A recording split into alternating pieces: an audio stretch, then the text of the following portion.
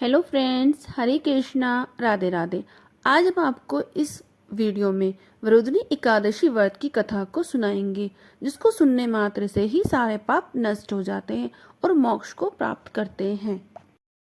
वरुदनी एकादशी वैशाख कृष्ण पक्ष में पड़ने वाला वह व्रत है जो श्री कृष्ण को अत्यंत प्रिय है, जिसमें भगवान विष्णु के वराह अवतार की पूजा की जाती है, जिसको करने से हमारे पापों का नाश, सौभाग्य, समृद्धि और मोक्ष की प्राप्ति होती है।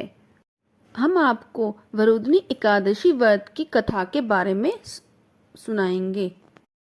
कथा को सुनते समय उसको लास्ट तक जरूर सुनना, क्योंकि आधी अधूरी वीडियो हो या कथा हो या कुछ भी कहानी हो समझ में नहीं आती है, तो इसीलिए इस कथा में लास्ट तक बने रहें।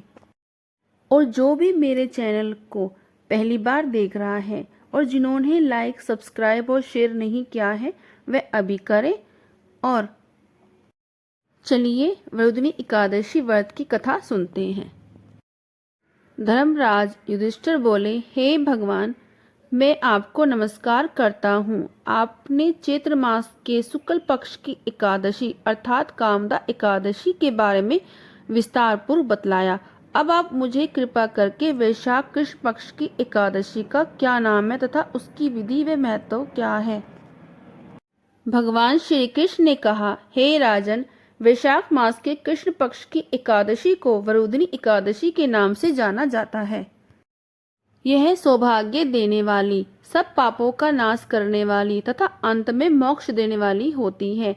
इसका महत्व कथा में आपसे कहता हूँ, जरा ध्यान से सुनना। यह कहकर भगवान श्री कृष्ण ने बोलना शुरू किया। प्राचीन काल में एक नर्मदा नदी के तट पर मांधाता नामक राजा राज्य करता था। वह अत्यंत दानशील तथा तपस्वी थे। एक दिन वह जंगल में तपस्या कर रहे थे, तभी ना जाने कहां से एक जंगली भालू आया और राजा का पैर चबाने लगा।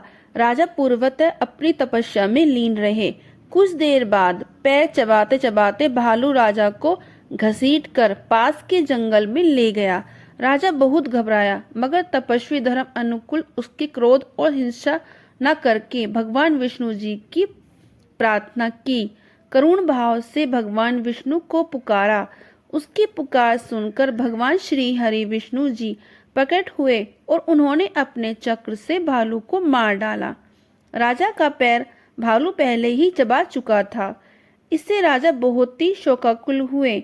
उन्हें दुखी देखकर भगवान विष्णु बोले, हे वत्स, शोक मत करो।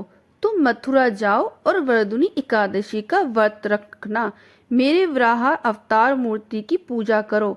उसके प्रभाव से पुनः सुदृढ़ अंगों वाले हो जाओगे। इस भालू ने तुम्हें जो काटा है, ये तुम्हारे पूर्व जन्म का अपराध था। भगवान की आज्ञा मानकर राजा मांधाता ने मथुरा जाकर श्रद्धा भाव पूर्वक वरुदनी एकादशी का व्रत किया। इसके प्रभाव से राजा का पैर शीघ्र व पुनः सुंदर और संपूर्ण अंगों वाले हो गए।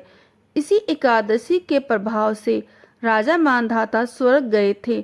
जो भी व्यक्ति भय से पीड़ित हो, उसे वरुदनी एकादशी का व्रत रखकर भगवान विष्णु का स्मरण करना चाहिए। इस व्रत को करने से समस्त पापों का नाश होकर मोक्ष को प्राप्त करते हैं। यह थी वरुदनी एकादशी व्रत की कथा। जब भी आप एकादशी की कथा सुने तो एक लोटा जल, तिल और फूल लेकर बैठें। हाथ में तिल और फूल रखकर कथा को सुने। कथा सुनने के बाद तिल लोटे में डाल दे और फूल भगवान जी के चरणों में चढ़ा दे और ये जल सूर्यदेव को अर्पित करें। इस तरह से आप इस कथा को सुन सकते हैं। एकादशी के दिन भगवान विष्णु जी और लक्ष्मी जी की पूजा अवश्य करें और साथ ही तुलसी जी के समक्ष दीपक जरूर जलाएं।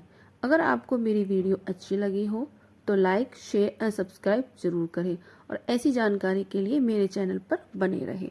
हरे कृष्णा, राधे राधे और दक्षिणा अवश्य रखें। आपका एक लाइक हमारी बहुत हिम्मत बढ़ाता है।